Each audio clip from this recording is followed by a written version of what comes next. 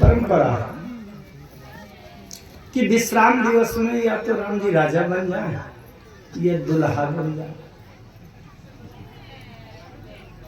राजा बन जाए, बहुत ध्यान से सुनिएगा। रामचरितमानस में गोस्वामी तुलसीदास जी महाराज ने 3 बार राम राज्य की स्थापना होना लिखा है। 3 बार राम राज्य की स्थापना हुई है। ध्यान से सुनिए। 2 बार तो राम राज्य की स्थापना अयोध्या कांड में हुई है और 1 बार उत्तरकांड में हुई। अभी जिस दिन से हम आए हैं तो हमारे लिए प्रस्ताव था भरत चरित्र की चर्चा सुनने का। हम भरत चरित्र पर विचार करें। अयोध्या कांड में भी राम राज्य की स्थापना हुई है और उत्तरकांड में हुई। अब आप लोग ये निर्णय करें कि अयोध्या कांड के राम राज्य का वर्णन किया जाए कि उत्तरकांड। कोई भी शास्त्र नहीं, आप जहां से कहेंगे वहां पर। अयोध्या कांड का कह रहे हैं हम। वही राज तिलक उसी में भी होगा। राम राज्य की स्थापना होगी, राम जी राजा बनेंगे, अयोध्या कांड में बनेंगे। अब अयोध्या कांड में 2 बार राम जी राजा बने। बहुत ध्यान से सुनना। पूरी रामचरितमानस में 3 बार राम जी राजा बने हैं। राज्याभिषेक हुआ है, संपन्न हुआ है। बार बार कर रहा हूं, ध्यान दीजिए। और 1 बार और विशेषता, 1 बार शायद वहां वो प्रसंग लिया गया। 2 बार तो राजधानी अयोध्या रखी गई है राम राज्य की, और 1 बार राजधानी बदल दी गई है, अयोध्या नहीं रखी गई। जब राम राज्य की राजधानी अयोध्या थी, उस बार राम जी के साथ में 1 रानी राज्य करती थी। लेकिन जिस बार राजधानी बदल दी गई थी, उस बार राम जी के साथ में 3 रानियां राज्य करती। ये रामचरितमानस में लिखा था। आइए अयोध्या कांड में जो राम राज्य की स्थापना हुई, जो राज तिलक हुआ, उसकी हम बात करें। बिल्कुल सरल बात है। राम जी जब वन को चले गए, भरत जी आए, वो सब आपको पता है। और भरत जी ने ये निर्णय दे दिया, सबने तो एक मत होकर के आग्रह कर दिया था कि भरत जी सिंहासन पर बैठो, राज्य करो। लेकिन भरत जी ने निर्णय दे दिया कि देखे बिन रघुनाथ पद जिए कह जरनी न जाए, प्रातः काल चली हो प्रभु पाई, एक ही आंख यह मन माही, प्रातः काल चली हो। उसमें सीधी सी बात है। श्री भरत जी जब अयोध्या से चित्रकूट गए, तो चित्रकूट से राम और सीता भरत जी के साथ वापस अयोध्या लौट आए और राम जी का राज तिलक हो गया। ध्यान से सावधानी से सुनिएगा, भ्रम नहीं है, बिल्कुल होशो हवास में बात कही। श्री भरत जी जब चित्रकूट गए तो राम और सीता वापस लौट आए भरत जी के साथ में और राज तिलक हो गया। अब आपके मन में एक प्रश्न आ रहा होगा कि राम जी अगर चित्रकूट से अयोध्या वापस लौट आए तो लंका कौन गया था? प्रश्न आ रहा होगा, आना चाहिए। तो क्या राम जी अगर अयोध्या में है तो लंका में नहीं हो सकते क्या? राम जी 2 जगह नहीं हो सकते क्या? राम जी अगर 2 जगह नहीं हो सकते तो राम नहीं हो सकता। राम जी तो कहा उसको कहा जहां प्रभु नहीं। अब आप कहेंगे महाराज ये तो निर्गुण निराकार व्यापक ब्रह्म की व्याख्या और परिभाषा और लक्षण है। तो मैं सगुण साकार में बताऊंगा आपको। मैं आपको राम राज्य में ले चलूंगा कोई बड़ी जल्दी। जब राम जी छोटे से थे, 6 महीने के, कौशल्या अम्बा ने एक बार जननी नवाए कर श्रृंगार करना पड़ा, कर दिया, पूजा करने लगी कुल देवता की। और राम जी को पालने में सुलाया, और जब भोग लगाया, नैवेद्य मंत्र पढ़ा, तो राम जी भोग खाने लगे। कौशल्या जी दूसरे कमरे में चली गई थी और वहीं देखा तो राम जी भोग खा रहे थे। कौशल्या जी घबरा गई, राम अभी पानी से उतरने लायक नहीं है, वाह। तो कौशल्या जी दौड़ कर गई तो देखा तो पानी में सो रहे थे। फिर दौड़ कर आई, फिर देखा तो पूजन कक्ष में राम जी भोग खा रहे थे।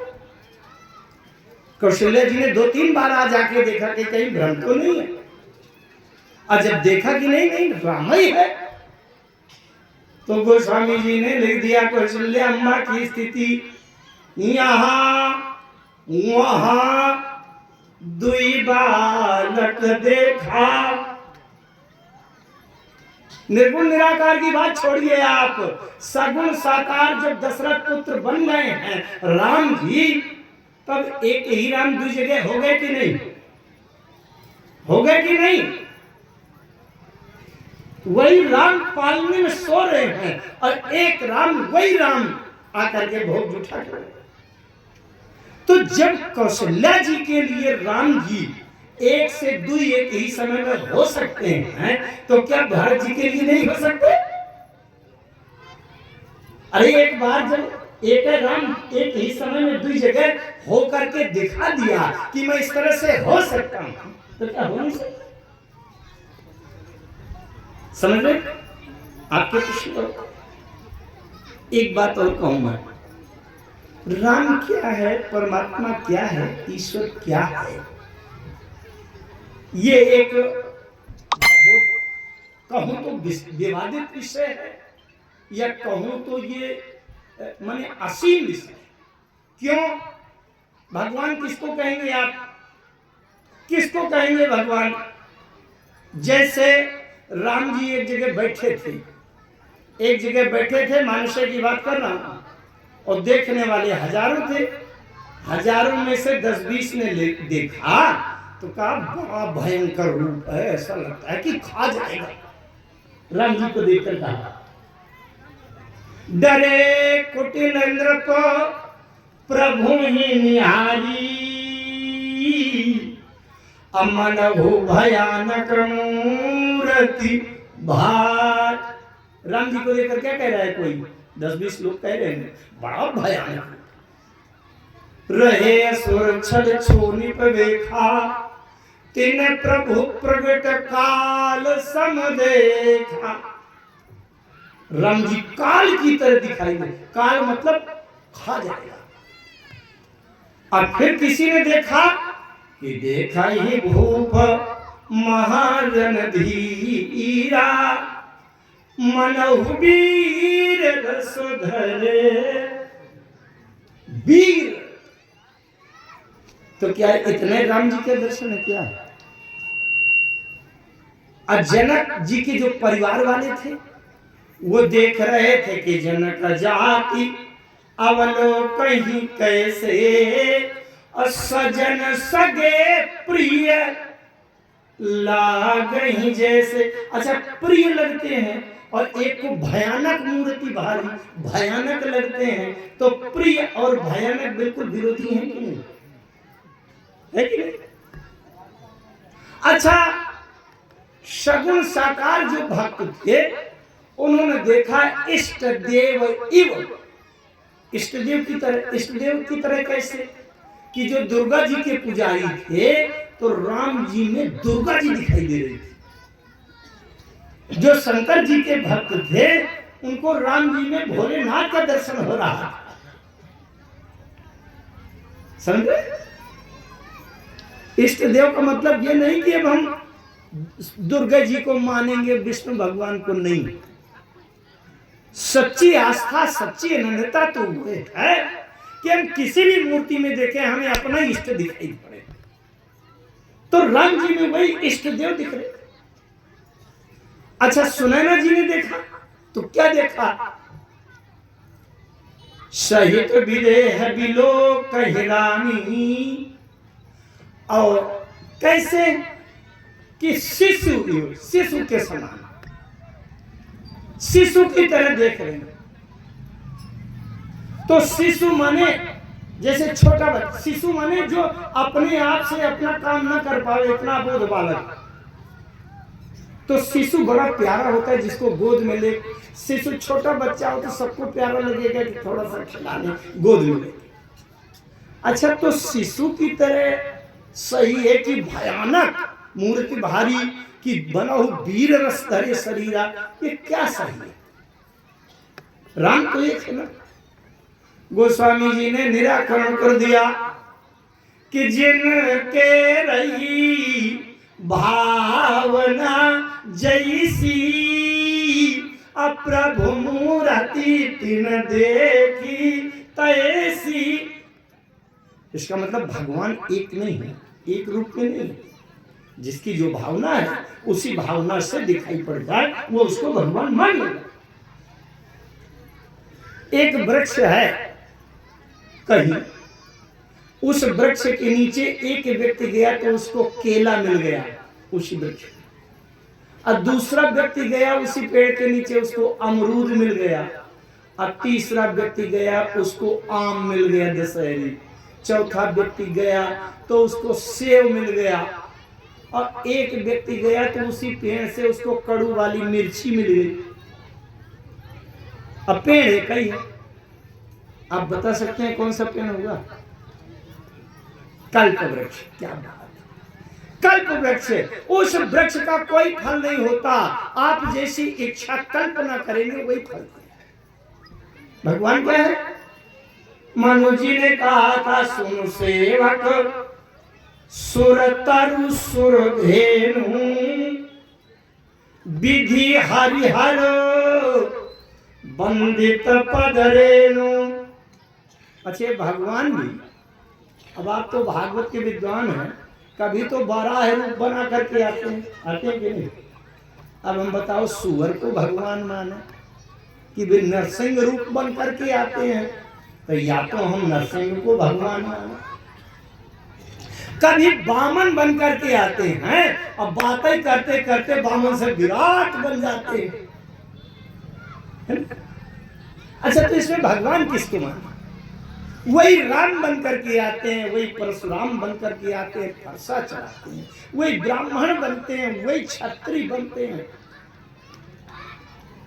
इसमें भगवान एक सीमित रूप नहीं है, असंख्य लोगों की भावना कल्पना पवित्र भावना के अनुसार जो दिखाई पड़ जाए वही भगवान है। इसलिए भगवान के असंख्य रूप हो सकते हैं, असंख्य दर्शन हैं। हम जिस पर हमारी आस्था निष्ठा केंद्रित है, अगर हमको वही दिखाई पड़ गया तो हम उसमें संतुष्ट होकर कहेंगे भगवान मिल गए। ठीक है। एक जगह विवाद चल रहा था, ज्ञान पक्ष के वेदांती लोग कहते हैं परमात्मा निराकार है, और जो सगुण साकार उपासक होते हैं वो कहते हैं नहीं परमात्मा साकार है। अब दोनों में विवाद में खींचातानी हो रही थी। परमात्मा निराकार है, कहते हैं निराकार है, दूसरे कहते हैं परमात्मा साकार है। अब जब विवाद जब ज्यादा खींचतान और संघर्ष तनाव हो गया तो किसी विद्वान से तत्ववेत्ता से पूछा गया, ये बताइए दोनों का विवाद निपटाइए। अच्छा, किसी भी पक्ष को आप ना नहीं कर सकते, निराकार भी तो है परमात्मा और साकार भी। उन्होंने बड़ी अच्छी बात कही, परमात्मा न निराकार है न साकार। अब बताओ क्या है? परमात्मा न निराकार है न साकार है, बल्कि भक्त की भावना के तदाकार है। यह है परमात्मा। जिस भक्त की जो भावना है उसी की भावना के अनुसार उसके सामने हो जाए वही परमात्मा। भरत जी जब चित्रकूट की ओर जा रहे थे, आइए मैं राम राज्य की ओर ले चलूंगा। श्री भरत जी जब चित्रकूट की ओर जा रहे थे, बीच मार्ग में एक भावना है कि दो बातें हो सकती हैं, या तो राम जी मुझे देख करके हो सकता है फटकार दे, त्याग दे और दर्शन भी न दे, और कह दें वहीं से देख करके इतनी दूर से जब देखे भरत को तो वहीं से ललकार कर कह दें हट जा भरत, मेरे सामने ना आना, फिर से आगे मुंह दिखा दे। जिस अयोध्या में तुम्हारा मुंह भी देखने को नहीं था, केवल नाम की याद आ गई थी, वहां इतना बड़ा उपद्रव हुआ कि मां तहस नहस हो गए, यहां भी आ गए। भरत जी के मन में बात आई कि ये हो सकता है। और दूसरा विकल्प ये भी हो सकता है कि अगर राम जी सोच लेंगे कि अच्छा हुआ हो या बुरा हुआ हो, भरत मेरे चरणों का सेवक है, मेरे चरणों के आश्रित है, कहां जाएगा बेचारा, चाहे जो कुछ हो जाए, अब मेरे अलावा भरत का है कौन। अगर ये मान लेंगे तो हो सकता है कि राम जी अपनी शरण में ले भी ले। ये दोनों बातें देखिए, इसमें कोई मन गढ़ंत बात नहीं है, मानस की चौपाई से देखिए आप। भरत जी विचार कर रहे हैं कि मुझे अगर मात मलिन मन जानी, जो परिहारहि मलिन मन जानी, जो सन्मानहि सेवक मानी। जो माने दो स्थितियां, ये भी हो सकता है कि दूर से देखते ही राम लखन सिय सुनी मम नाऊ, अब उठी जनी अनत जाही तज ठाऊ। राम लक्ष्मण सीता अगर मेरा नाम सुन ले तो हो सकता है जिस जगह पर रहते हैं वहां से भी चुपचाप उठकर और कहीं चले जाएं और मुझे दिखाई भी न पड़े। लेकिन माँ तुम ते महु मानी मोही, जो कछु करहि सो थोर। अगर मुझे माता के इस योजना में सम्मिलित सलाह वाला माने तो जितना दुर्व्यवहार मेरे साथ करें वो कम किया, क्योंकि मेरा अपराध बहुत ज्यादा है।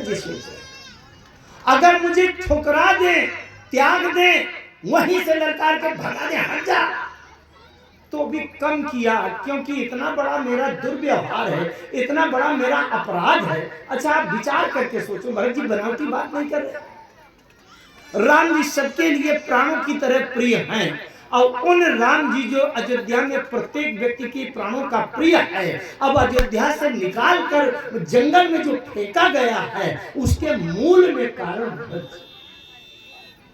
कैकेयी मैया ने जो किया, तो क्या कैकेयी ने अपने लिए क्या किया क्या कि मुझको ये मिल जाए। भरत जी ने सोचा कि अगर कैकेयी जी ने वरदान मांगा तो मेरे कारण से ही तो मांगा, तो अंत में मूल कारण तो मैं ही हूं। भय मोहि कारण सकल उपाधि, मही सकल अनरथ कर मूला। अच्छा, लेकिन भरत जी के अंदर एक दृढ़ता आई, ध्यान से सुनिएगा। भरत जी राम में तो संशय कर रहे हैं कि राम में दो बातें हो सकती हैं, मुझे अपनी शरण में रख भी सकते हैं और अपनी शरण से ठुकरा भी सकते हैं, त्याग भी सकते हैं, दोनों बातें हो सकती हैं। इसका मतलब राम जी में एक निश्चित दृढ़ विश्वसनीय स्थिति नहीं है कि रख ही लेंगे कि ठुकरा ही लेंगे, संशय वाली स्थिति। लेकिन भरत जी ने निर्णय कर लिया कि राम जी अपनी शरण में रखें और चाहे ठुकरा दें, मुझे दोनों स्थितियों में कोई चिंता नहीं है, क्योंकि मैंने अपने लिए एक नए स्वामी की व्यवस्था कर लिया है। और राम जी शरण में रखें और चाहे ठुकरावें, मैं अपने नए स्वामी की शरण में चला जाऊंगा। यद्यपि हम आप लोग ये कल्पना नहीं कर सकते कि भरत जी के जीवन में राम को छोड़कर कोई नया स्वामी, लेकिन ये हम लोग सोच रहे हैं। हाँ, श्री भरत जी के अंदर की जो दृष्टि है वो हम लोगों की सोच के सीमा के भीतर थोड़ी है। श्री भरत जी तो वहां तक हैं जहां न जाई मन विधि हरिहर को। हम लोगों की सोच की क्या बात है, हम लोग तो संसारी हैं। भरत जी ने क्या सोचा,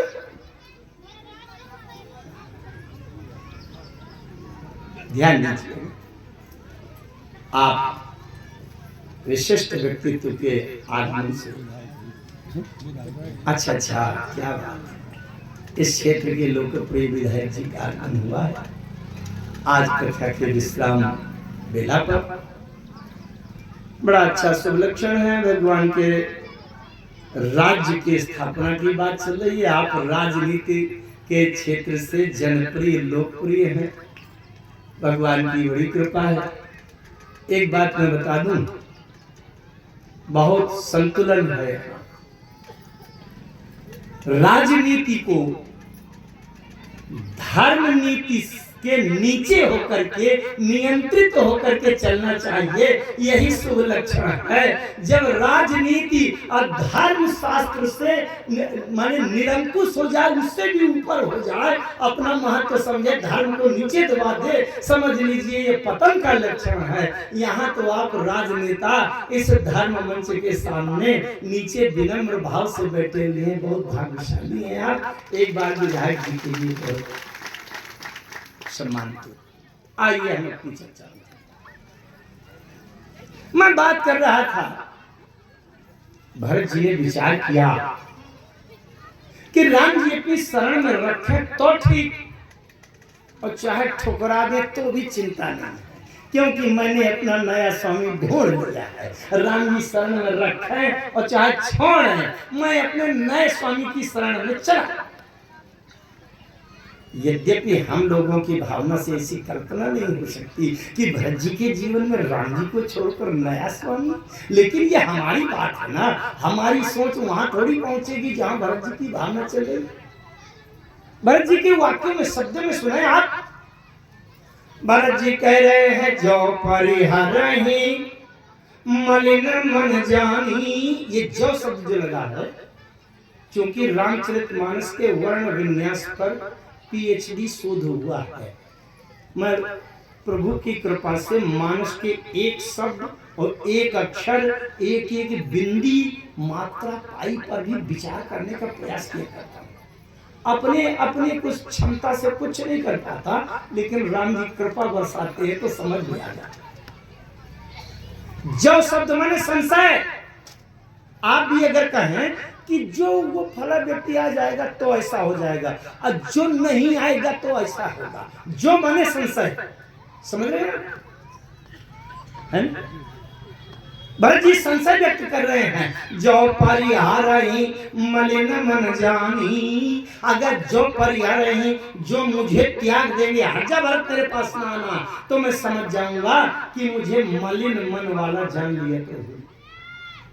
अजो सन्मान सेवक मानी, अब अगर मुझे संतुष्ट कर देगा, आजा भरत, बचाओ बेचारा कहाँ जाएगा, मेरा भाई है, मेरे चरणों के प्रेम से आश्रय तक कहाँ जाएगा, तो मैं समझ जाऊंगा कि अपने स्वभाव की ओर देखा इसलिए रख लिया।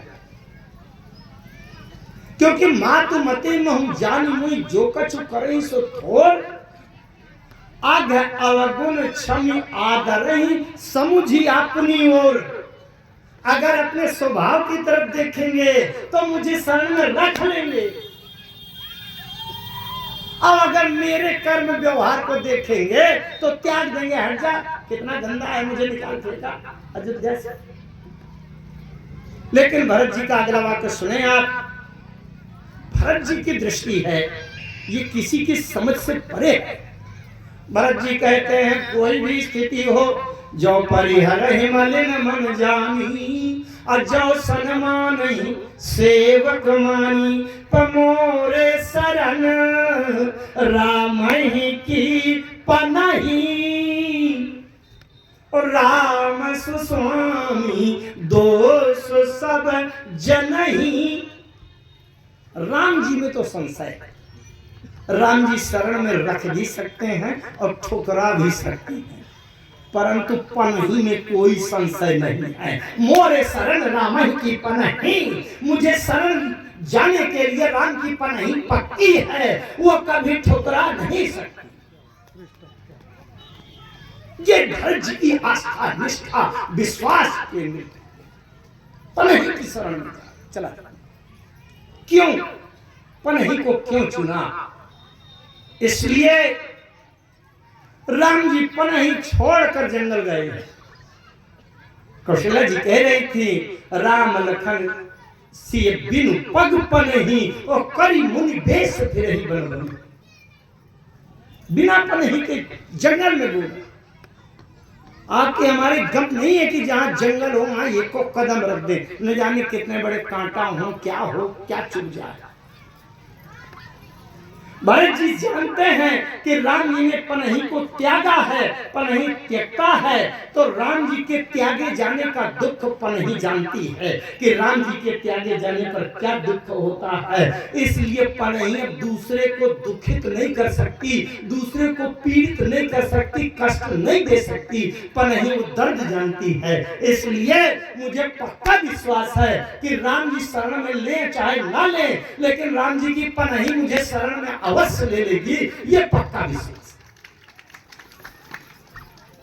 एक बात, पनही में कोई जान नहीं होती, कोई चेतना नहीं होती ना, लेकिन पनही कितनी दूर दूर तक चलती है। मेरी पनही तो कभी दिल्ली कथा करने जाती है और कभी कलकत्ता की कथा में भी चली जाती है और कभी आपके यहाँ कूड़ा टम्पाल भी आ गई, अभी और कहीं चली जाती है कि नहीं? क्यों? पनही में स्वयं चेतना प्राण कुछ नहीं है, लेकिन किसी चेतन के द्वारा चलाई जाती है, इसलिए पनही चली जाती है।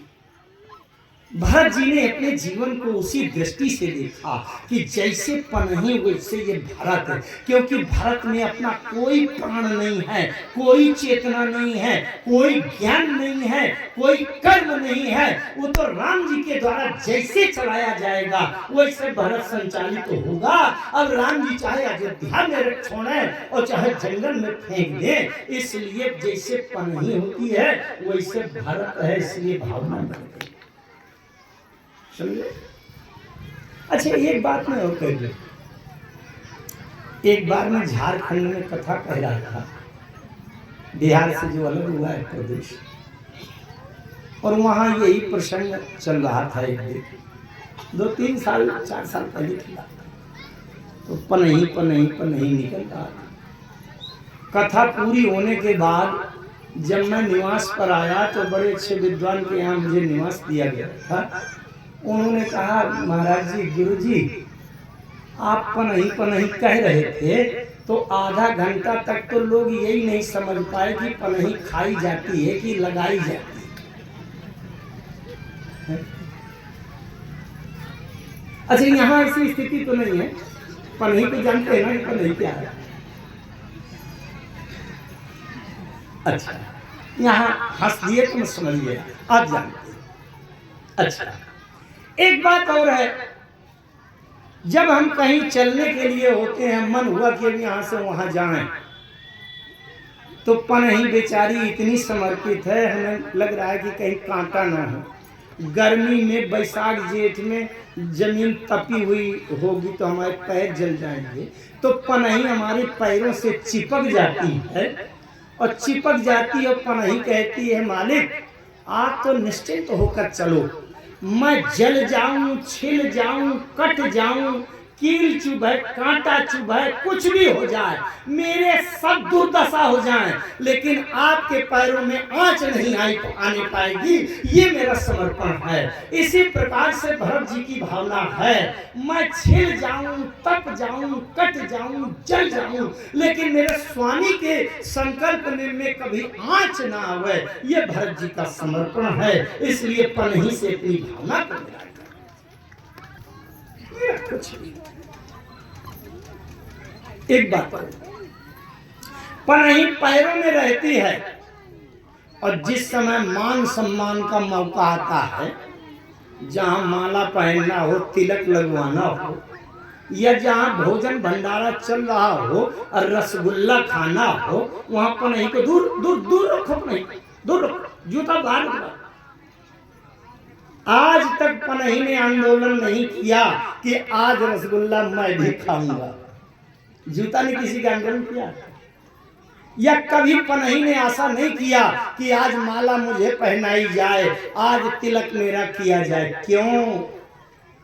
पनही को अपना सम्मान नहीं चाहिए। अपने सेवक में, अपने स्वामी में समर्पण की भावना है। मेरे स्वामी का सम्मान हो जाए मैं धन्य हो गई। पनही कभी अपना सम्मान, अपना भोग नहीं चाहती। श्री भरत जी भी अपना सम्मान और अपने सुख भोग की कभी कल्पना नहीं करते। ये पनही जैसी। फिर अगला भाव, 5वां भाव देखिए। आप लोग कथा में आए हैं, कथा के पंडाल में बैठे हैं कथा सुनने के लिए। पनही को कहीं बाहर, इधर उधर किनारे कहीं उतार दिया है ना? उतार दिया कि नहीं? और जब कथा पूरी हो जाएगी, आरती हो जाएगी और चलने को होगा, तो ये बताओ पनही आपके पास आएगी कि आप पनही के पास जाओगे? आप ही जाओगे। और जहां पर छोड़ आए थे वहां से 2-4 फुट इधर उधर खिसक गई हो तो ब्लड प्रेशर बढ़ने लगता है, भीतर भीतर के लगता है गई। अच्छा, अगर गई तो पनही आपको ढूंढेगी कि आप पनही को ढूंढोगे? बताओ, आप पनही को ढूंढोगे ना? बहुत ध्यान से समझना, बहुत तात्विक बात है। इसमें वेदांत के सूत्र हैं। मैं वेदों की भी बात बताऊंगा थोड़ी सी। भगवान को कोई पकड़ नहीं पा सकता जीव, ध्यान दीजिएगा। मंदिरों में पत्थर की मूर्ति, सोने पीतल की मूर्ति, अष्टधातु की मूर्ति क्यों रखी जाती है? बहुत ध्यान से समझो। स्वयं भगवान को पकड़ कर क्यों नहीं बैठाया जाता? राधा कृष्ण का मंदिर हो और स्वयं कृष्ण भगवान को पकड़ कर बिठा दिया जाए, तो भैया आप सवेरे की आरती करके घर गए और कृष्ण भगवान चले गए गौ चराने। अब दोपहर के भोग में आएंगे मंदिर से खाली, अब कहां ढूंढोगे बताओ? भगवान को कोई जीव ढूंढ पाएगा? इसीलिए पत्थर के भगवान बैठाए जाते हैं, मूर्ति और पीतल के, चांदी के, सोने के, धातु के, कि कम से कम यहाँ बैठाए हैं तो बैठे यहाँ तो मिलेंगे जब हम आएंगे पूजा आरती करने, भोग लगाने, कहीं भाग तो न जाएंगे। और अगर सही सही के भगवान होते तो क्या आपकी मुट्ठी में रहते क्या? मैं एक बात बताऊं, कल भी स्मरण कराया था उसका, परसों जब राम जी अयोध्या से वन को जा रहे थे, उस समय पूरे अयोध्या पुरवासी राम के पीछे पीछे, कदम के पीछे, राम जी के पीछे पीछे, और कह रहे थे हम छोड़ेंगे नहीं राम को। राम जी ने खुद समझाया, मैं एक दिन बात कर चुका हूं, कि ये धर्म उपदेश घनेरे पर लोग प्रेम बस फिर ही न फिर। राम जी कह रहे थे भैया लौट जाओ, तुम्हारे लड़का बच्चा गाय और वहां बच्चे बूढ़े सब परेशान हो जाएंगे, बड़ा दोष लगेगा आपका। बोले राम जी दोष लगे सो हमको लगने दीजिए, धर्म से अधर्म हो रहा हो हमें करने दीजिए, लेकिन हम किसी भी हालत में आपके चरणों का पीछा करना नहीं छोड़ेंगे। कहा कि ये धर्म उपदेश घनेरे और लोग प्रेम बस फिर ही न फिरे। तो जब पहली रात में राम जी तमसा के किनारे सो गए, तो आधी रात में राम जी ने सुमंत जी को धीरे से जगाया। अब आधी रात में चलो नहीं, ये पीछा नहीं छोड़ेंगे। तो राम जी छोड़ा के चले गए कि नहीं? अयोध्या प्रवासी खूब राम जी को पकड़ने का खूब वो किए थे कि हम पकड़े रहेंगे, लेकिन राम जी छुड़ा के चले गए ना। अगर सही सही के भगवान को हम पकड़े दें तो भगवान कभी भी छुड़ा के भाग सकते हैं कि नहीं? हमारे पकड़े से रहेंगे, हमारी मुट्ठी में रहेंगे क्या? भरत जी ने समझ लिया कि जब अयोध्या पुरवासी यहीं के यहीं थे और राम जी के कदम के पीछे चल रहे थे और छोड़ना नहीं चाहते थे, तो भी राम जी सोता हुआ छोड़कर चले गए कि नहीं? भगवान जीव से कब छोड़ के चला जाए, ये जीव के बस की बात है कि पकड़ पावे? राम चाहे छोड़कर चले जाएं, परंतु पनही को मैं पकड़े रहूंगा तो पनही कहां भाग जाएगी। और राम जी का अनुष्ठान 14 साल की तीर्थ यात्रा का जब पूरा हो जाएगा तो पहनने वाला खुदा अपनी पनही ढूंढते ढूंढते राम लौट कर आ जाएंगे और पनही के माध्यम से राम मिल जाएंगे। वेदों में मूर्ति पूजा की जब बात आई, भरत जी का जो प्रत्येक आचरण है वेद के अनुसार, वेद के अनुसार नहीं, बल्कि भरत जी जो करते हैं वशिष्ठ जी ने कहा था, गुरु जी ने, समुझब कहब करब तुम जोई, वो धर्म सार जग होई सोई। जिसको वेद पढ़ना ना आता हो, ध्यान से सुनिएगा, कुछ लोग जो ज्यादा शास्त्रों का स्वाध्याय करते हैं, हमसे अकेले में पहुंचते हैं, महाराज वेदों में तो ही लिखा है। गुरुजी वेद है सके, सुनो, जिसको वेद पढ़ना ना आता हो, वेदों का अर्थ ना आता हो और संपूर्ण वेदों को जानना हो, सीधे भरत जी के चरित्र को पढ़कर समझ लेना, सारे वेद उसी के अंदर हैं, भरत जी से बाहर नहीं है कोई वेद। सारे वेद, वेदों में जो मूर्ति पूजा का विधान है वो यही है कि पत्थर की मूर्ति, पीतल की मूर्ति, सोने चांदी की मूर्ति, अष्टधातु की मूर्ति की हम पूजा करेंगे। जिस दिन आपकी भावना, प्रेम, समर्पण एकाग्र एकनिष्ठ हो जाएगा, उसी पत्थर की, उसी जड़ धातु की मूर्ति से भगवान प्रकट हो जाएगा, भगवान मिल जाएगा। इसलिए मूर्ति पूजा की। भरत जी मूर्ति को, पनही को, क्यों? एक न एक दिन ये पनही के माध्यम से मुझे काम मिल जाएंगे और पनही छुड़ा के भाग नहीं पाएगी। राम जी तो छुड़ा के भाग नहीं सकते, राम जी स्वतंत्र है, इनको कोई बांध सकता है क्या? एक प्रसंग आया, भरत जी जा रहे थे, जब आगे निषाद राज गुह ने देखा कि भरत जी सेना लेकर जा रहे हैं। निषाद राज गुह को आशंका हुई, लगता है आक्रमण के लिए राम जी के ऊपर आक्रमण करेंगे क्या। निषाद राज गुह ने अपनी सेना योद्धाओं को तैयार किया, सभी योद्धा आ गए, महाराज हम मर मिटेंगे आपकी तरफ से, लेकिन जियत न सुर सरी उतरन दे, रंड मंड में दिन करेंगे। अब निषाद राज गुह ने देखा, लेकिन भरत जी की सेना की, अयोध्या की सेना की कल्पना की, तो कल्पना में ऐसा लगा कि भले ही ये भावुक है, उछल कूद रहे हैं, समर्पित है मेरे लिए, लेकिन भरत जी की सेना से टक्कर ले पाऊं इतनी पर्याप्त सेना भी नहीं, कम है ना? तो निषाद राज गुह ने एक स्पेशल अलग से बुलाया। क्या बुलाया? बोले सुमीर राम पद पंकज पनही, और भाथी बांधी चढ़ाइन धनही। सुमिरि राम पद पंकज पनही, अपने पक्ष से सहायता के लिए राम जी की पनही को बुलाया निषाद राज गुह ने। तो राम जी की पनही इनकी तरफ से और भरत जी की तरफ से कौन? बोले मोरे शरण राम की पनही। गोस्वामी जी की कला देखिएगा, अगर एक तरफ से जूता लड़े और एक तरफ से चप्पल लड़े और चप्पल जूता का टक्कर हो, तो आप लोग समझ सकते हैं कि कौन जीतेगा कौन हारेगा। अरे जूता वजनदार होता है, चप्पल हल्की होती है, जूता ठोकेगा चप्पल उड़ जाएगी। चप्पल की हार हो सकती है कि नहीं? इसलिए गोस्वामी जी ने कहा जूता चप्पल लिखना ठीक नहीं है। क्या लिखा? दोनों के लिए पनही पनही।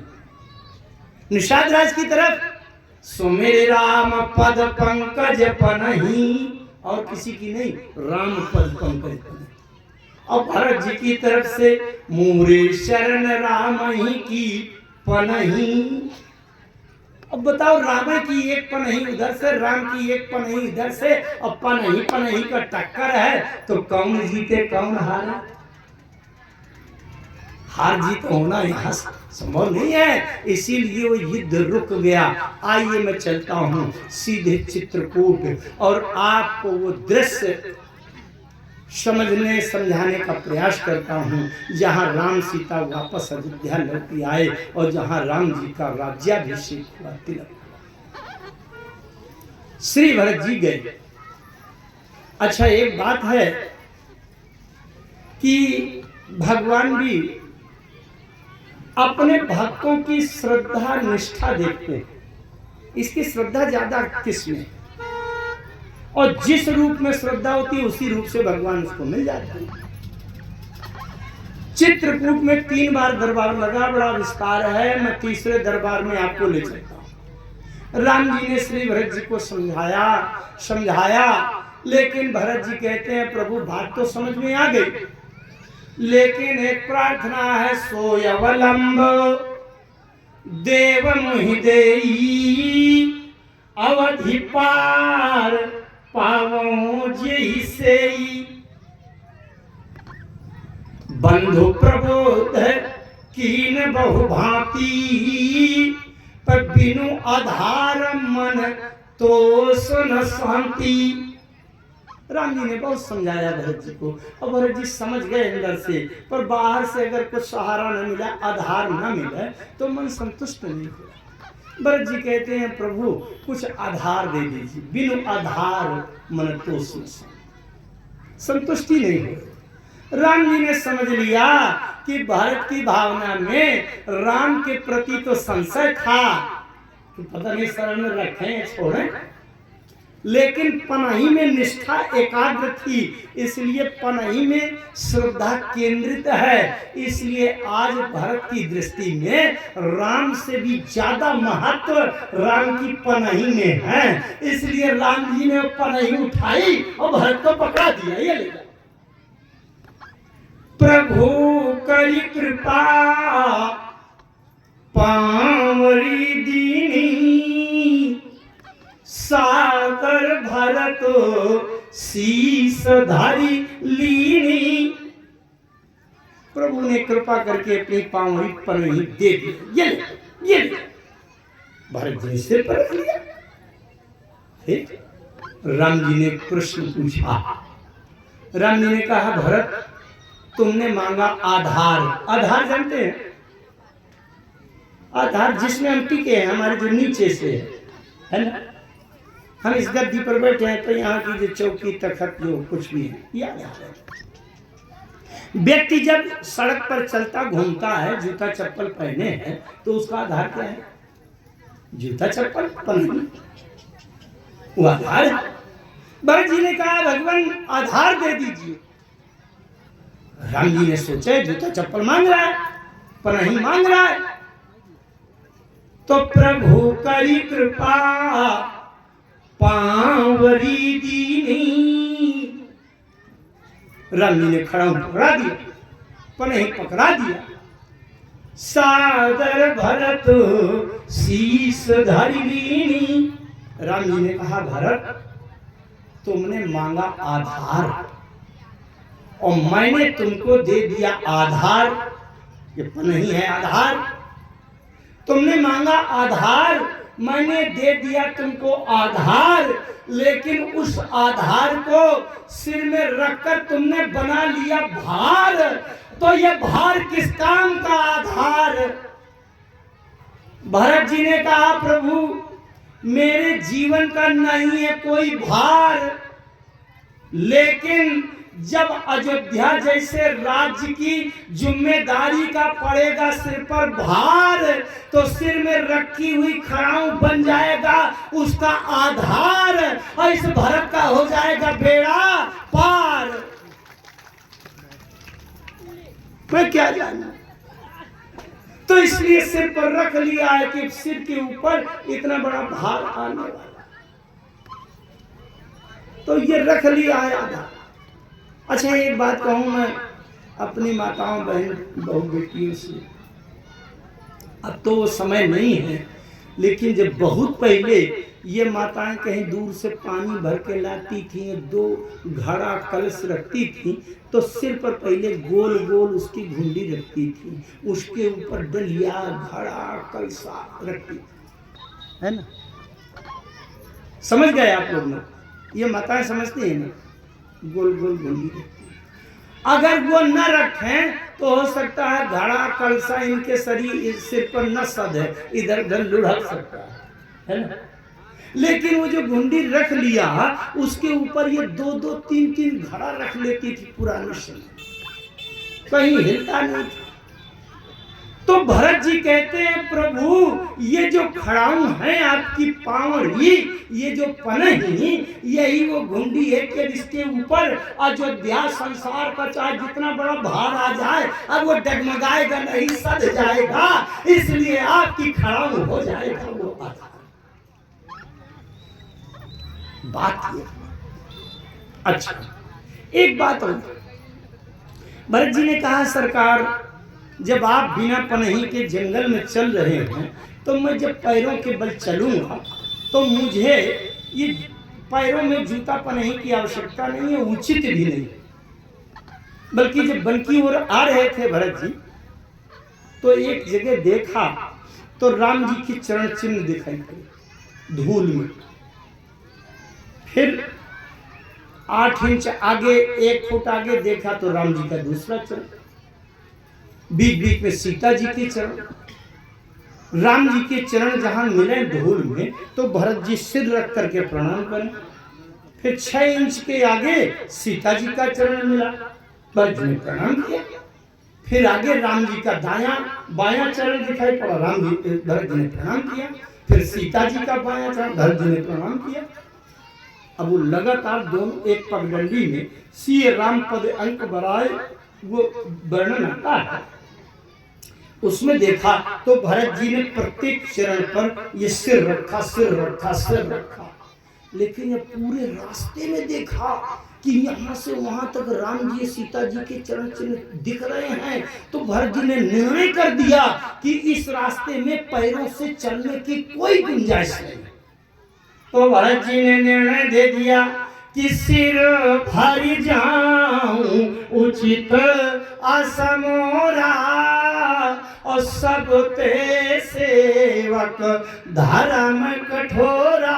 अपने स्वामी के चरण चिन्ह देखें और सिर रखकर प्रणाम किए बिना चले जाएं तो कैसा सेवक और कैसा भक्त, कैसी भावना हम लोगों से कभी निर्णय हो पाएगी। भरत जी ने कहा भगवान प्रभु जब ये स्थिति आती है तो मुझे सिर के बल चलना पड़ता है। जब सिर के बल चलूंगा, भक्ति और समर्पण के पथ पर चलूंगा तो प्रभु ये सिर में रखी हुई आपकी जो खड़ाऊ है मेरे उस भक्ति पथ की भावना के निर्वाह के लिए हो जाएगा भार, तो सिर के बल में चल सकता हूँ उस मार्ग पर। उसके उस समय ये सिर पर रखी हुई खड़ाऊ बन जाएगी आधार।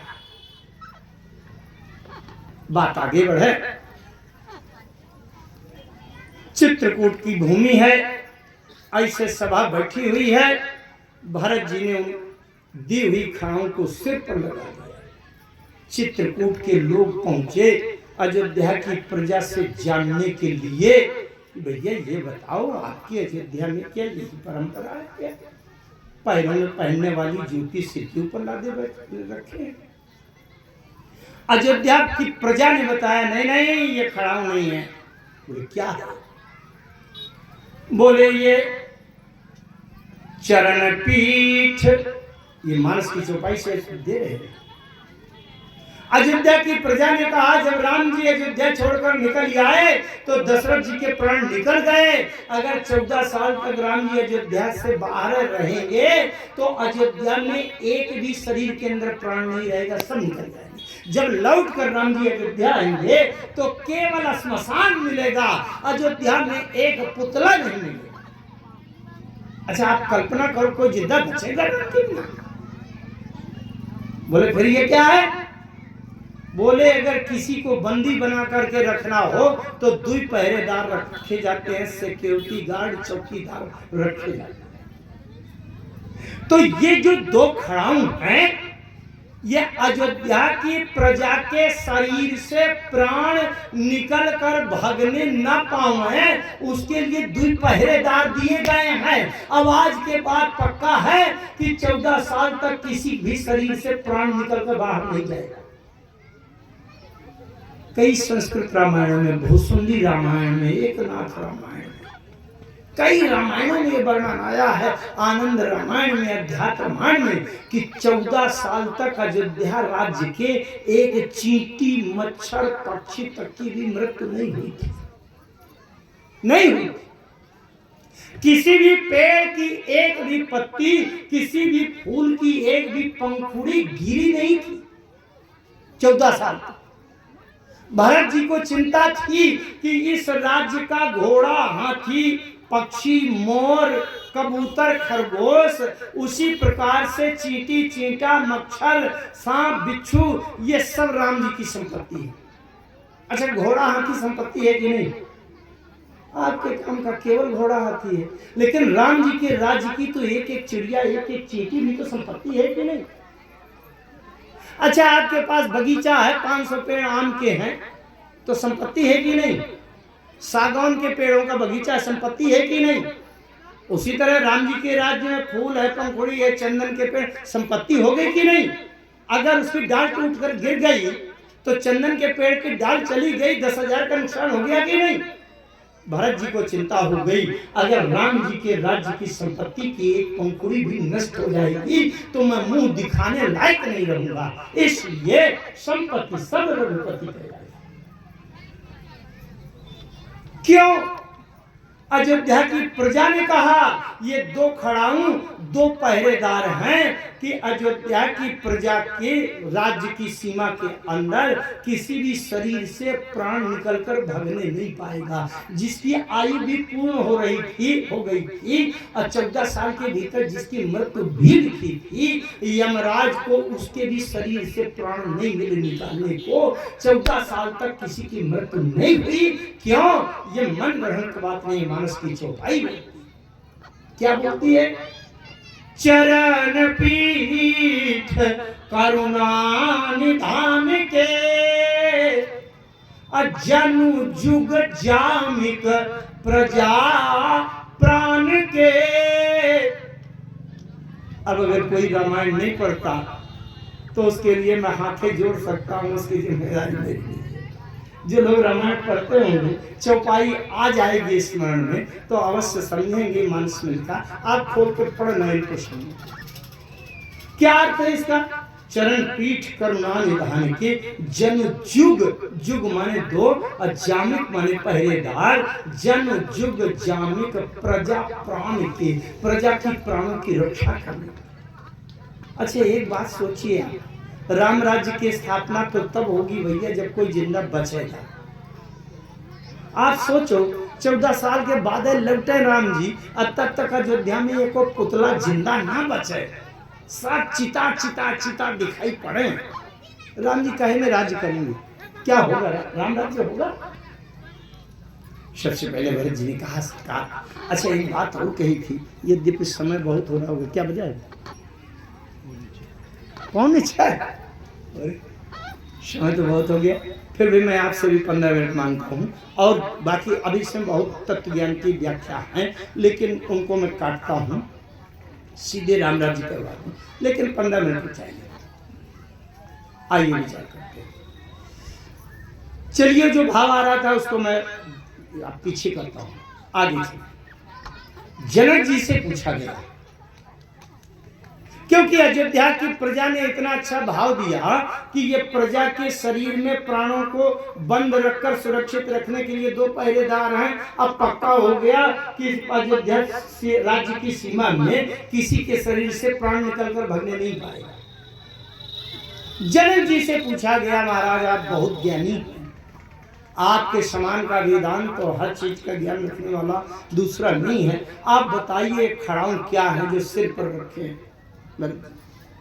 जनक जी ने कहा, भैया जो सबसे कीमती रत्न होता है, 1000, 2000, 50,000 का कोई अंगूठी छोटी मोटी हो तो चाहे इसे रख दो, लेकिन जो अमूल्य रत्न करोड़ों का हो, 10 तोला का हो, जिसमें 5 करोड़ की कीमत का एक हीरा चिपका हो, वो वाला जो आभूषण है आप साधारण नहीं रखेंगे। परत के भीतर परत, एक तो कमरे में ताला लगा रहेगा, फिर कमरे के अंदर जो सेफ है उसमें ताला रहेगा, उसके अंदर जो तिजोरी है उसमें ताला रहेगा, फिर उसके अंदर फिर एक डिब्बा रहेगा और डिब्बा के अंदर भी रहेगा तो कपड़े में लिपटा रहेगा ताकि किसी की नजर न पड़ जाए।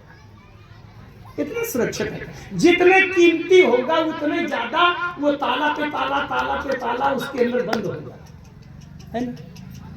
जनक जी कहते हैं, भैया ये राम जी के चरणों के प्रेम का जो रत्न है अमूल्य है। संसार का कोई जाने या न जाने, मैं इसको जानता हूं। क्योंकि जनक जी और भरत जी एक ही विषय के थे।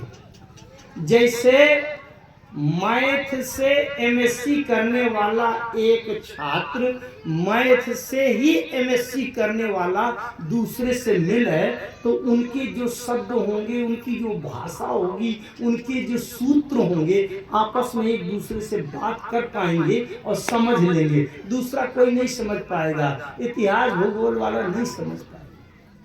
पीवी बराबर आरटी क्या है, क्यू बराबर एमएसटी क्या है, एस बराबर यूटी प्लस आरजीटी स्क्वायर क्या है, ये तो वही समझेगा जिसने फिजिक्स पढ़ा होगा, Newton's motion law Newton's motion के गति पढ़े होंगे, आर्किमिडीज पढ़ा होगा, फैराडे का नियम पढ़ा होगा, आइंस्टीन को पढ़ा होगा, वही समझेगा।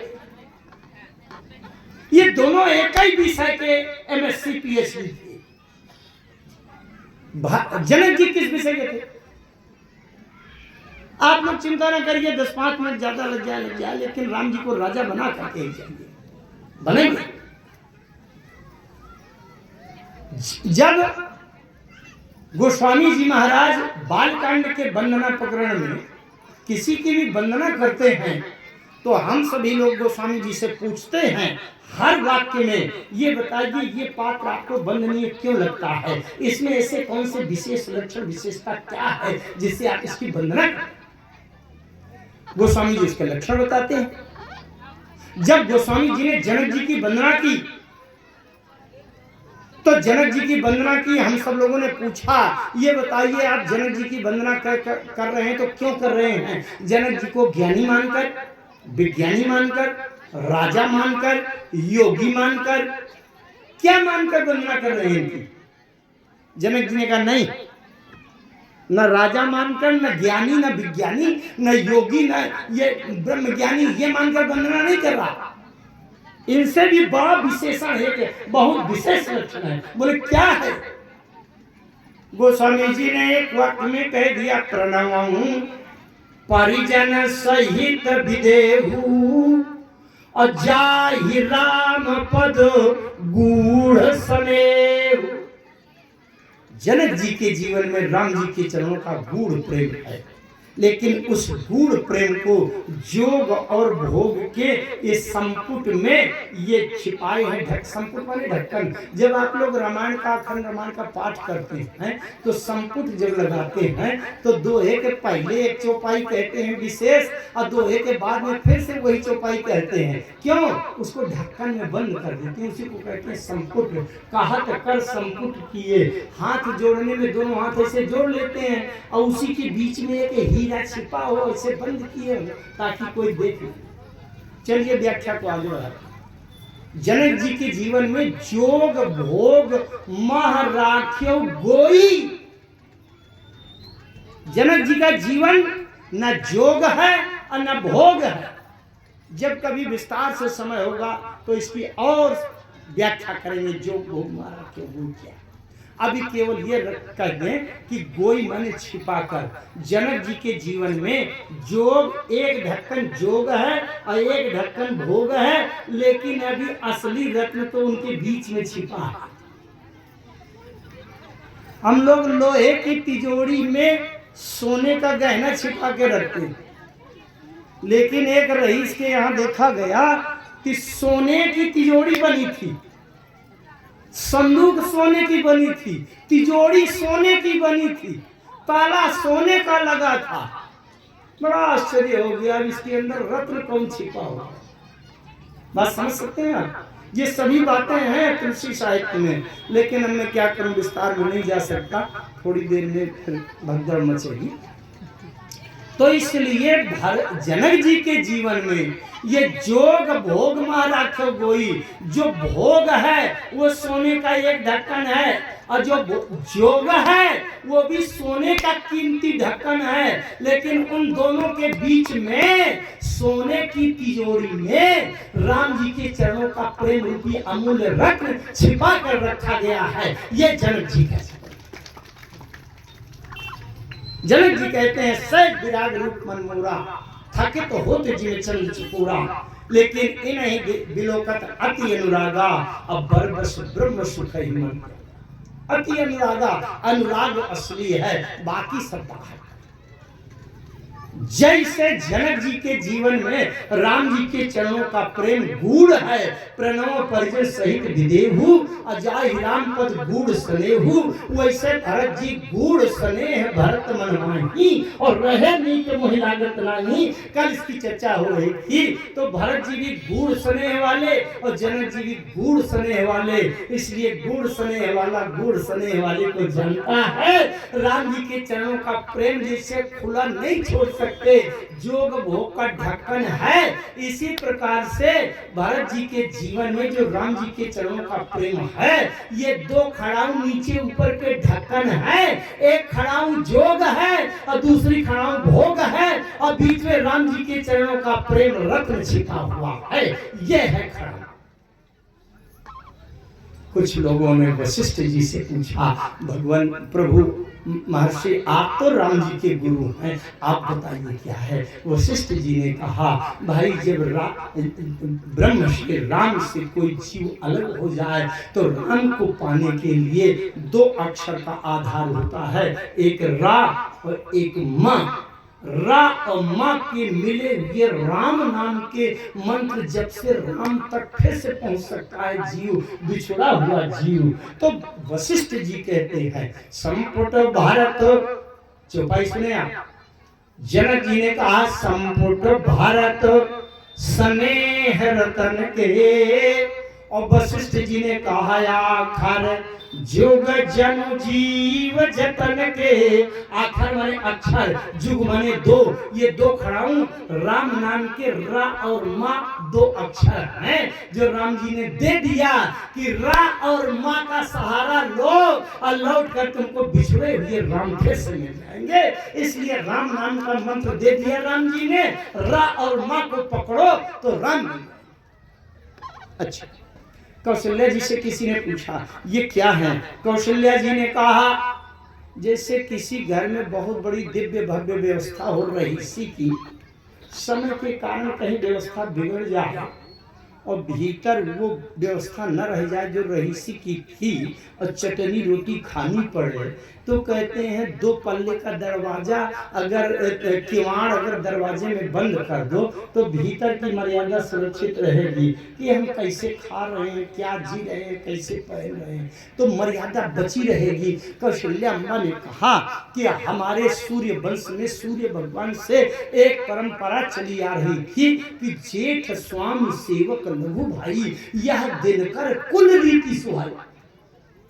बड़ा भाई राजा बनता है, स्वामी बनता है, छोटे भाई सेवक बनते हैं, लेकिन बड़ा संकट आ गया मेरे पुत्रों के समय में ऐसा कि सूर्य भगवान से चली आ रही सूर्य वंश की परंपरा इस समय खतरे में है कि बड़ा भाई जंगल निकल आया है, छोटा भाई भारत अगर सिंहासन को छू भी लेगा तो कलंक लग जाएगा कि जेठ स्वामी सेवक लघु भाई में कलंक लग गया। आज छोटा भाई राजा बनकर बैठने लगा और बड़ा भाई जंगल में। दूसरी बात ये, उसी सिंहासन पर भरत जी बैठ जाएं और बैठने के बाद जब राम जी आए तो राम जी को दें। अच्छा ये बताइए, भोजन बन करके जब भगवान को भोग लगाया जाता है तो पहले भगवान को भोग लगाते हैं कि हमारे भोजन करने के बाद जो बचा वो लगाते हैं? अगर उसी सिंहासन पर भरत जी बैठ गए और फिर लौट कर राम जी को दिया, इसका मतलब जीव अपना जूठा करके राम को देगा। कौशल्या जी ने कहा मेरे पुत्रों के सामने संकट आया है, यद्यपि अयोध्या राज्य की देख रेख और व्यवस्था और सेवा ये सब कुछ भरते करेगा, सिंहासन खाली रहता नहीं है, लेकिन अगर उस सिंहासन में भरत ने छू लिया तो कलंक लग जाएगा। इसलिए ये दो खड़ाऊ क्या हैं, दरवाजे की घर की परंपरा मर्यादा सुरक्षित रखने के लिए दरवाजे में दो पल्लू के किवाड़ हैं। इसलिए कौशल्या जी कहती हैं कुल कपाट, ये तो कुल की मर्यादा सुरक्षित रखने के लिए ये दो किवाड़ हैं, दो किवाड़। कर्मचारियों ने कहा काम करने के लिए दो हाथ हैं, सेवकों ने कहा कि सेवा करने के लिए दो नेत्र हैं। लेकिन पूछते पूछते भरत जी के पास चले गए। पूछने वाले भरत जी से पूछा, ये बताइए आपने क्या समझ करके इनको सजा रखा? आइए पूरी चौपाइयां पढ़ देते हैं। चरण पीठ करुणा निधान के, जन जुग जानिक प्रजा प्राण के, संपुट भरत स्नेह रतन के, आखर जुग जन जीव जतन के, कुल कपाट कर कुशल कर्म के, विमल नयन सेवा सुधर्म के। लेकिन जब भरत जी से पूछा गया ये दो खड़ाऊ क्या हैं, भरत जी क्या कह रहे हैं कि भरत मुदित अवलंबन हेते, अवस सुख जस सिया राम रहेते, अस सुख जस सिया राम रहेते। भरत जी कहते हैं एक खड़ाऊ मेरी जानकी मैया है और एक खड़ाऊ राम जी हैं जो मेरे साथ चित्रकूट से वापस अयोध्या जा रहे हैं। किसी ने प्रश्न किया कि अगर खड़ाऊ में राम सीता हैं तो एक खड़ाऊ वाले राम सीता लंका चले जाते और पुरुष नर वेश वाले राम सीता अयोध्या लौट आते। उत्तर ये दिया गया भैया ये खड़ाऊ वाले में राम सीता देखने की दृष्टि केवल भरत जी के पास है, संसार वालों के लिए पास नहीं है। संसार वाले अरे खड़ाऊ में राम सीता देखना तो दूर की बात, संसार के लोग तो राम में भी राम को नहीं देख पाते और संसार के साधारण लोगों की बात छोड़ो आप, सती जी राम में राम को नहीं देख पाती, गरुड़ जी राम में राम को नहीं देख पाते। लेकिन जब भरत जी को खड़ाऊ में राम सीता का दर्शन हो रहा है तो संसार को दिखाई पड़े चाहे न पड़े भरत जी के जीवन में क्या हानि है क्या कमी। भरत मुदित अवलंबन हेते, आस सुख जस सिया राम रहेते।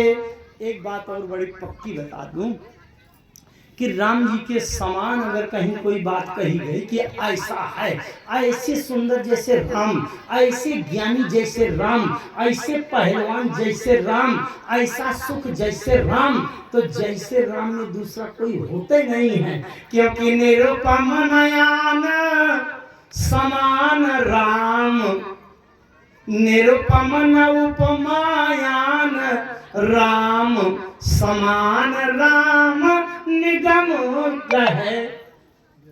राम के समान राम ही कृपा है। भरत जी के साथ भगवान खड़ाऊ रूप में आ गए और सुन सुख पाई शीस बड़ी, गनक बोली दिन साधी, और सिंहासन प्रभु पादुका, अब बैठा रे निरुपाधि। सिंहासन में उन दोनों खड़ाऊ भगवान राम सीता को बैठा दिया भरत जी ने, और भरत जी ने राज तिलक कर दिया और ये भी किया कि नित्य पूजत प्रभु पावनी, प्रीति ने हृदय समाते, मांगी मांगी आये सुकृत राज काज बहुभान। मांगी मांगी दो बार कहा।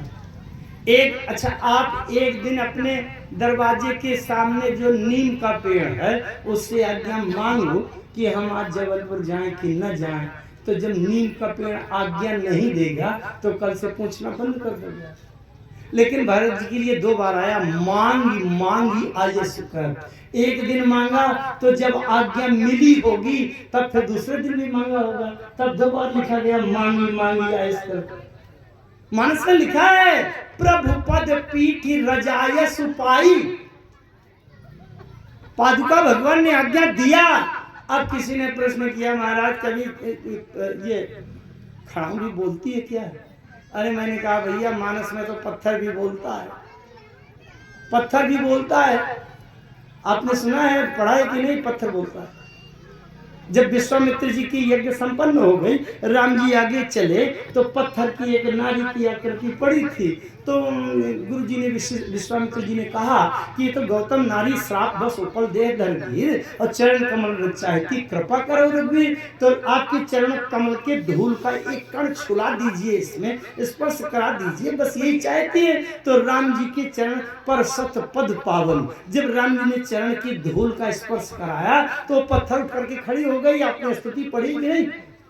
परसत पद पावन शोक नसावन प्रगट भीत, वो पूरी स्तुति है इंडिया की। क्यों बोल पड़ी भैया?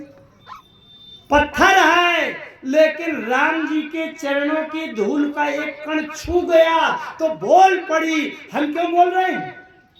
मिट्टी का पुतला है लेकिन राम जी के चरणों के धूल का एक कण हमारे अंदर आत्मा के रूप में अंदर से संचारित है, इसलिए मिट्टी का पुतला बोल रहा है और इससे राम का अंश निकल जाएगा, ये कुछ नहीं करेगा। जब राम जी के चरणों के धूल का एक कण छू करके अब पत्थर की अहिल्या बोल सकती है तो राम जी की खड़ाऊ में राम जी के चरणों के धूल के कितने कण चिपके होंगे। इसलिए अगर राम जी की खड़ाऊ बोला है तो इसमें कोई आश्चर्य नहीं है। राम जी 3 बार राजा बने। यहाँ पर सिंहासन प्रभु पादुका बैठारे निरूपाधि, राम और सीता के रूप में वो खड़ाऊ भरत जी के द्वारा स्थापित की गई। ये राम राज्य हुआ। देखिए 3 बार राम राज्य हुआ है। एक बार ज्ञान का राम राज्य और एक बार भक्ति की भावना का राम राज्य और तीसरी बार कर्म करके राम राज्य। कर्म करके आचरण करके अगर राम राज्य लाएंगे तो कर्म आचरण बहुत करना पड़ेगा, इसलिए अयोध्या कांड से लेकर उत्तर कांड तक करना पड़ेगा। तब राम जी कर्म और अपने आचरण से रावण को मारकर राम राज्य स्थापित करेंगे। आज के जीवन में इनकी सबको समझने की आवश्यकता है। ये जो अभी राम राज्य खड़ाऊ के रूप में हम लोग देख रहे थे, ये भक्ति का भाव का राम राज्य है। अगर हम अपने हृदय को भगवान के समर्पण और प्रेम के भाव से भर दें तो हमारे हृदय के भीतर आज भी ये भगवान के खड़ाऊ से राम राज्य आ सकता है। ये भावना की बात है, ये प्रेम की बात है। भरत जी प्रेम है, बिना प्रेम के राम राज्य नहीं आ सकता। यद्यपि राम जी राजा सिंहासन में बैठे हैं तो एक बार जो ज्ञान का राम राज्य है वो पहले निकल चुका है, आज उसकी व्याख्या नहीं हुई। कभी किसी एक वर्ष में मैंने शायद किया था, यहाँ आपको किसी को याद होगा। ये जब कभी फिर अवसर मिलेगा तो फिर चर्चा करेंगे। लेकिन आज खड़ाऊ भगवान, पादुका भगवान सिंहासन में विराजमान हुए। भरत चरित्र का क्रम भी चल रहा था। भरत जी के पावन चरित्र में राम सीता को खड़ाऊ में देखने की हमारे अंदर दृष्टि आ गए और देखें राम जी राजा बने और राम जी के राज्य में वो भरत जी के भाव से, उस भक्ति की भावना से 14 वर्ष तक बड़ा सुंदर राम राज्य चल रहा है। इसके बाद कर्म करके और संघर्ष करते हुए रावण का विनाश करके फिर राम जी अयोध्या आते हैं और राम जी कर्म की दृष्टि से, आचरण की दृष्टि से भी राम जी सिंहासन पर बैठे। सिंहासन पर त्रिभुवन साई देख सुरन दुंदुभि जाई, प्रथम तिलक वशिष्ठ मुनि कीन्हा, पुंस विप्रन आय सुदीन्हा। इस प्रकार से राम राज्य के विभिन्न दृष्टि से वर्णन है। आइए 2 बार भगवान की शरणागति का समर्पण और उसके बाद मंच के जो विश्राम की औपचारिकता आवश्यक है उनके साथ संचालित हमारे करेंगे। 2 बार भगवान की शरणागति वाणी को मिलाना।